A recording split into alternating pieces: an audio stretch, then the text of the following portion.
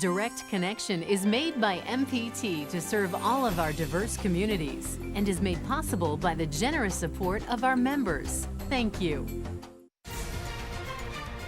Live from Maryland Public Television, this is Direct Connection with Jeff Salkin.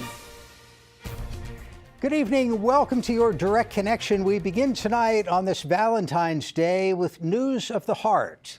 Joining us for our Your Health segment, Dr. Mukta Srivastava, Assistant Professor of Medicine at the University of Maryland School of Medicine and an interventional cardiologist at the University of Maryland Medical Center.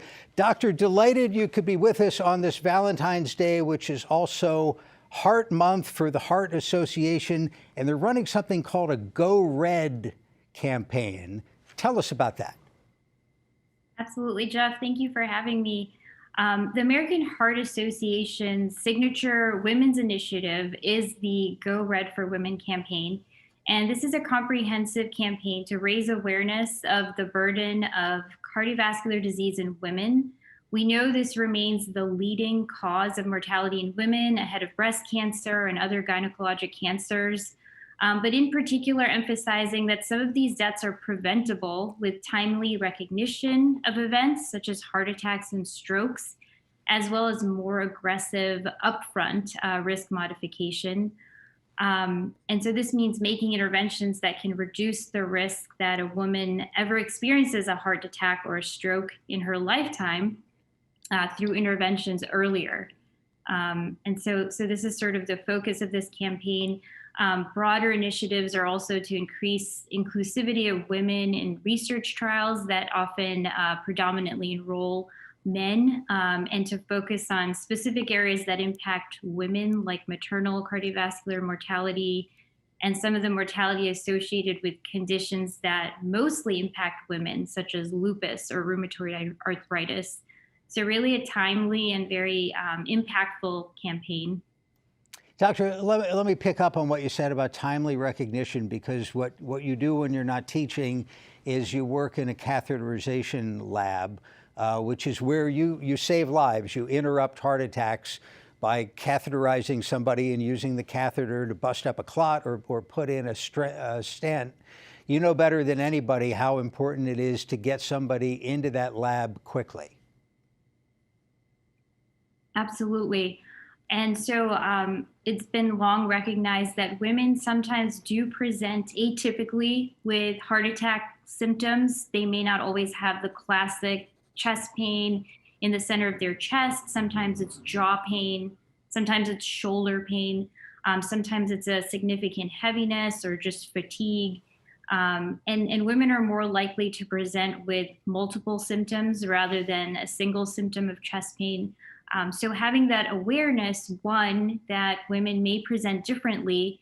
And we've also learned that women who ever had complications during pregnancy, such as gestational diabetes or high blood pressure, they're at higher risk downstream, down the road, of having heart disease. So informing them of their elevated risk may help them recognize their signs and symptoms earlier and present earlier. Are women, if they see a doctor on a regular basis, maybe OB/GYN, are they being screened for risk factors for cardiac issues as often as you would like? It's a really good question.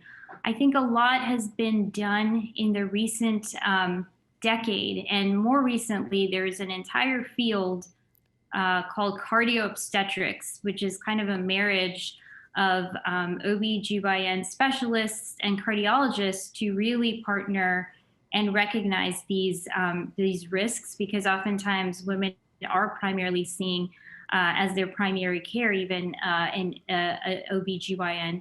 And so there's certainly room to do much more, but I think the pendulum is swinging in the correct direction in terms of recognition and building this into the workflow.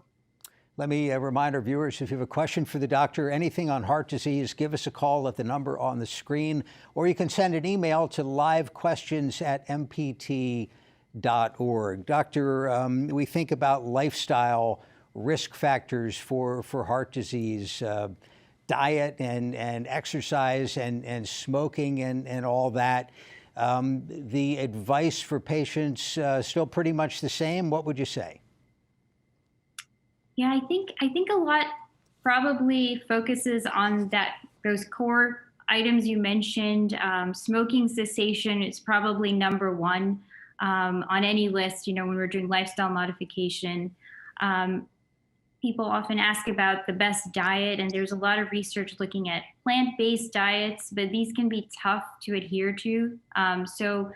High fruit and vegetable content, high fiber, lean meats.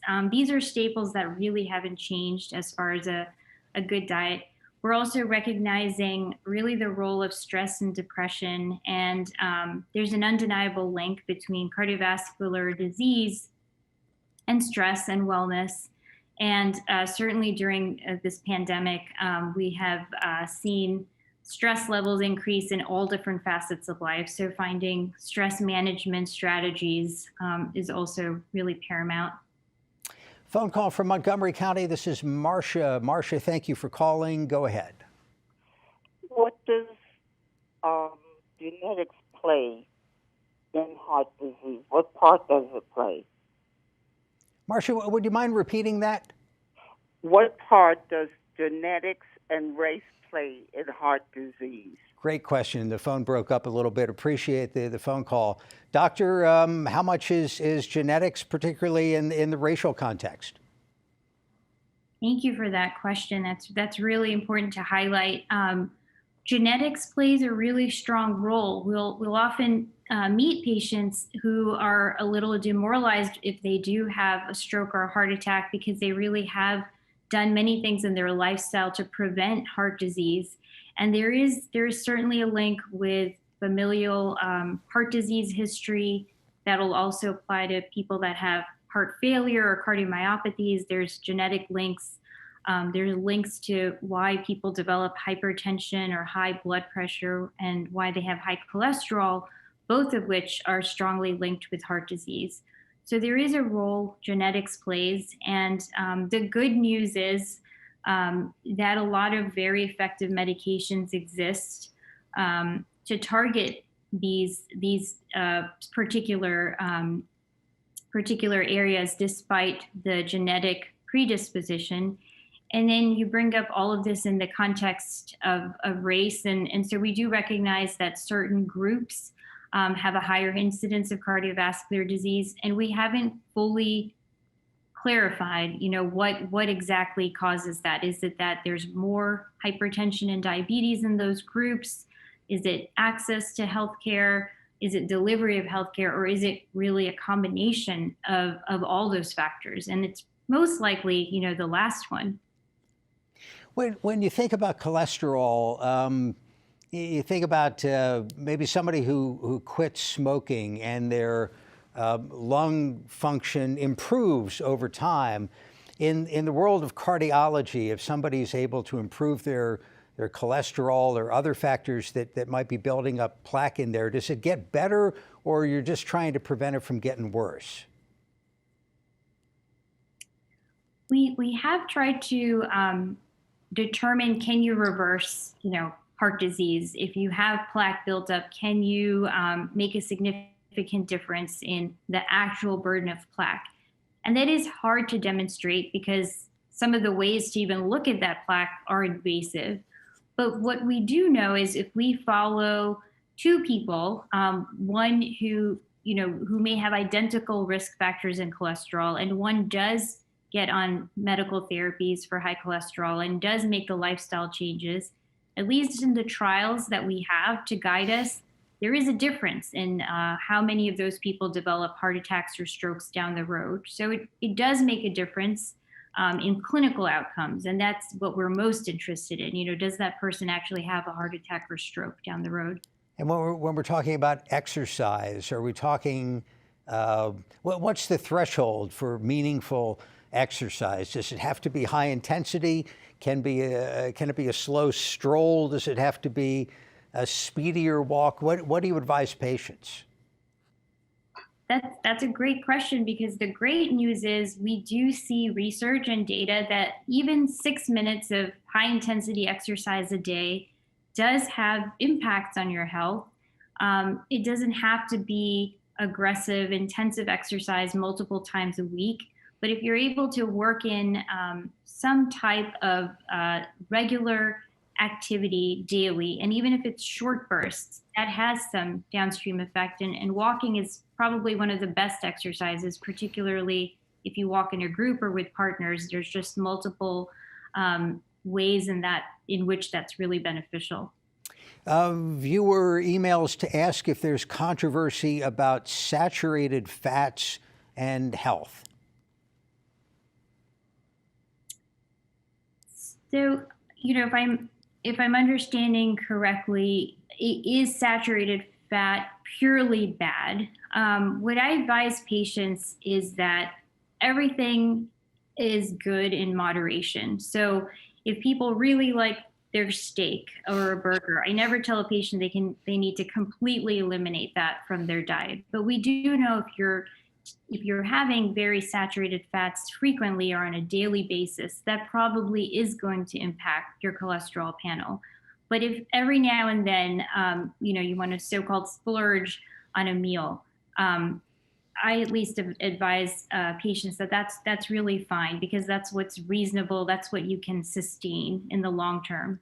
Maybe Valentine's Day would be a good time to splurge, which actually brings us around to the little heart-shaped boxes of chocolates that a lot of people have around at this point. I remember reading that chocolate, maybe dark chocolate, was supposed to be good for you. That I didn't hear that recommendation from you so far. Yeah, no, I think they kind of play with our heartstrings, so to speak, because there's a lot of back and forth on red wine, on chocolate, and so I kind of stick with this same dictum that everything in moderation is probably good. There's no clear-cut data that says we should take chocolate to improve our cardiovascular health, but there isn't clear data that it hurts. So, all right, so we think one tonight might be okay. Yeah, I think so. Tell me about calcium scores. What is that, and who should get one? That's a perfect question. Calcium scores are becoming one of our most wonderful tools, because it's one of these rare tests that allow us to actually back off on some medical therapy. So the perfect scenario for a calcium score is someone who doesn't have a whole lot of traditional risk factors. They're not diabetic, they don't have high blood pressure, they're not a smoker, their cholesterol panel is pretty good, but they have a really strong family history. In that patient who may have concerns about whether or not they should just go on a cholesterol pill to reduce their risk of heart attack or strokes, a really low calcium score can be really reassuring. And in that scenario, they don't need to be on a cholesterol pill. On the other hand, if you find an elevated score, you might have identified someone that we otherwise wouldn't have known would benefit from going on a statin or a cholesterol pill.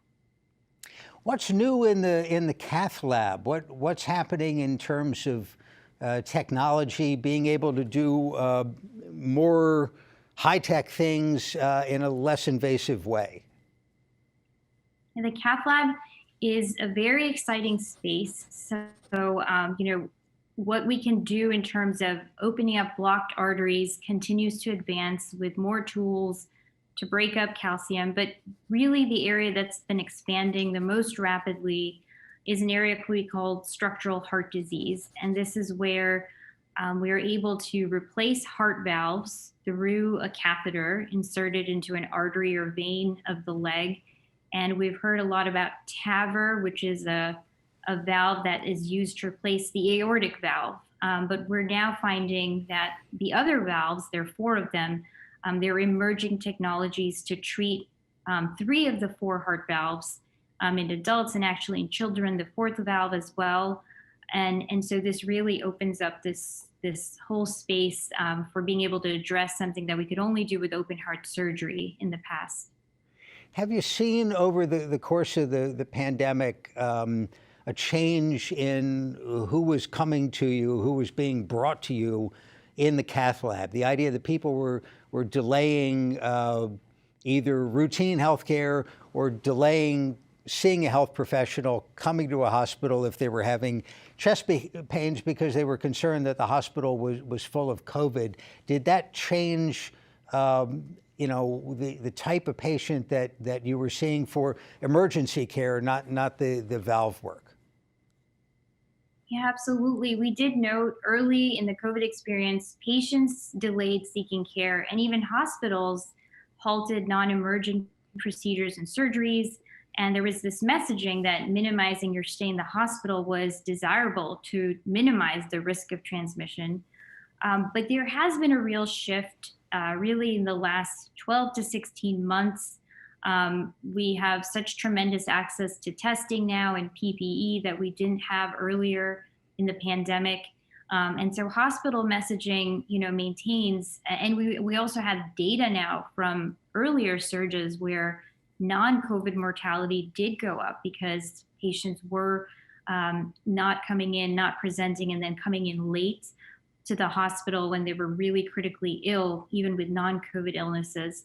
So this has continued to resonate in our messaging from hospitals and healthcare providers to encourage patients to prioritize seeking medical attention for acute illnesses and also to keep up with their health maintenance appointments. I think telehealth is one of the most amazing things to come out of all of this because it's made it so much more accessible for folks to have a check-in even from home, even if they can't make it into the doctor's office. Doctor, I just have a minute here. Terrific email question.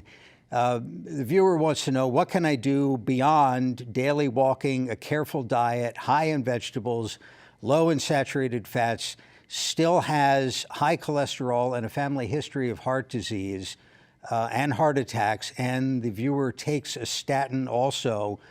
What else would you advise? That's wonderful that they've made all these great lifestyle changes. And I think this is where there's a really strong role for pharmacotherapy. So statins, there are also additional drugs in this area. There's PCSK9 inhibitors. That's an additional type of drug in patients that have these risk factors, cardiac events, and continue to have high cholesterol. Sometimes they're on 2 cholesterol medications. And there's also a role for prescription fish oil in select patients. So I think in that scenario, really pushing the pharmacotherapy because you're probably maxed out everything you can do lifestyle-wise. Very good. Our thanks to Dr. Mukta Srivastava, assistant professor at the University of Maryland School of Medicine and interventional cardiologist at the University of Maryland Medical Center. Doctor, we appreciate your time. Thank you. Thank you so much. Happy Valentine's Day. And now, as we're getting closer to the CIAA basketball tournament at the Royal Farms Arena in Baltimore, here's Jim Hunter on the MPT Sports Desk. Well, thanks, Jeff. And joining us now is the commissioner of the CIAA, Jackie McWilliams. Madam Commissioner, thank you so much for joining us. This is an exciting time for your conference, isn't it? It is. Thank you so much for having us. We are just excited about this tournament being in the city and in the state and the region.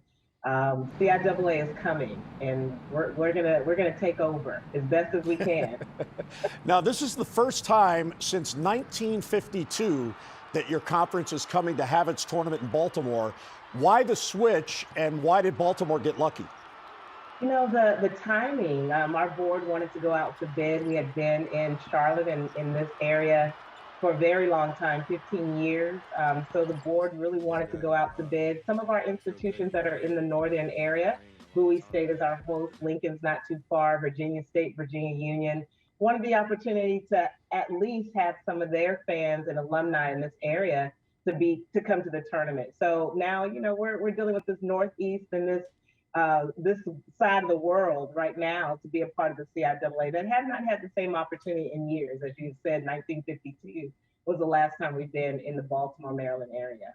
One of the exciting aspects of this tournament coming to Baltimore is the events outside of the basketball arena. Tell us a little bit about that and how the fans could get excited about attending some of those events. There is so much going on. I always tell people there's something for everyone. We've got fans and alumni that their first tournament was when they were in their mother's stomach. And it's for seasoned, it's for the young, it's for the college students. We've got skate parties, we have day parties, we have concerts. The Fan Fest is free. It starts on Friday, goes through Saturday. We have educational sessions like the empowerment, women's empowerment, the Hall of Fame, mental health sessions, diversity and inclusion, and the list goes on. The one thing we want to engage our community is the Fan Fest, obviously. We want them to come to the games. Career Expo Day, we want them to be involved, and also Education Day. Some of these events will also be on our virtual platform. So if they're not able to come in person, for whatever reasons, they're not able to attend, they'll be able to go on our virtual platforms and still get involved with the CIAA tournament.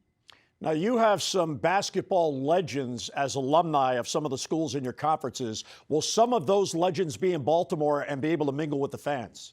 They will, including myself. Number one on the list. Number one on the list, Madam Commissioner. Yes, it's always a great time with the CIAA because some of our Hall of Famers like Earl the Pearl, he'll come back, and Bobby Dandridge, all Hall of Famers that will come back and help us with the youth clinic prior to the start of our tournament. But we are just thrilled that they just enjoy coming back and seeing family and friends. So to the world, they are heroes and stars, and they are to us as well. But they're truly family members of the CIAA, and so we're just excited that our alumni that are also former players will come back and be a part of the CIAA tournament. Now, here in Maryland, we're very proud that Bowie State is one of your members of the CIAA. Where can fans learn more about your conference before they go to the games and attend the tournament?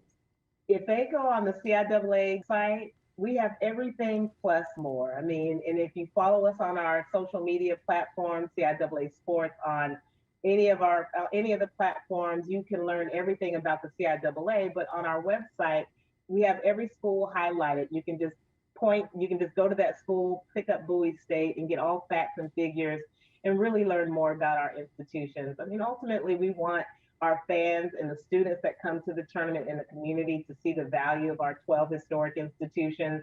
And Bowie being our host, Dr. Bro, I know, wants to recruit as many kids as she can to come to Bowie State University. So we're looking forward to the opportunity to getting some enrollment numbers up at our institution. Well, Madam Commissioner, best of luck with the tournament. We're very excited it's coming to Baltimore, and nothing but the best of luck for you and your conference. Oh, thank you. My pleasure to be with you all, and we're looking forward to being in the Charm City.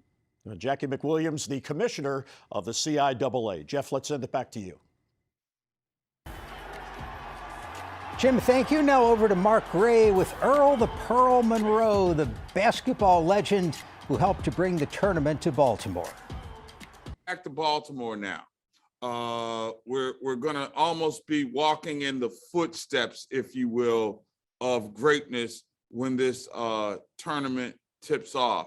They like to talk about the CIAA vibe, the image, the presence of the event that really makes it something more than just about basketball. When you hear that term CIAA vibe, given how long you've been associated with the conference, what does that phrase mean to you? Well, that means that people that come out to see these games and participate in all the festivities are going to have a great time. To me as a player, it was party time, when I was playing in the CIAA. And coming to Baltimore, obviously I had a great time in Baltimore when I was there. And just bringing that same vibe to Baltimore, it can't do anything but enhance, what the CIAA is, and enhance, the locals there in Baltimore to really appreciate, these players and what they do. People who aren't from the area don't understand that, despite the fact that everybody thinks this is Lamar Jackson, Baltimore Ravenstown, at its core, it's really a basketball city. You had the opportunity to play in New York, which is also at its core, through Rucker and all of that, a basketball town as well. talk about Baltimore as a basketball city, because the legacy is often dwarfed by players from New York, players from Philadelphia. But Baltimore's place historically in the game is really, to me, second to none. Well, Baltimore's had a lot of great players that came out and came through there. And even back in the day, there were a lot of great players. You had the University of Maryland, players playing out of there as well. So, yeah, Baltimore, just like the New York and Philadelphia, which is where I'm from, a lot of playground legends and things of that nature. And it's been on the map. I mean, when people think about going and making a reputation as a let's say high schooler or so, they would go through Baltimore to play. They go through Washington to play. They go through Philadelphia. They go to New York. And these are the meccas of basketball. And I don't see a lot of that changing. Stay tuned to Direct Connection and the MPT Sports Desk for updates as we get closer to the tournament. And if you need information anytime, just visit theciaa.com. That is Direct Connection for this week. We're back Friday with State Circle and the latest on Maryland politics. Join us for that Friday evening at 7. Remember to follow us on Twitter at MPT News. And now for all of us at MPT, thanks for watching Direct Connection and have a good night.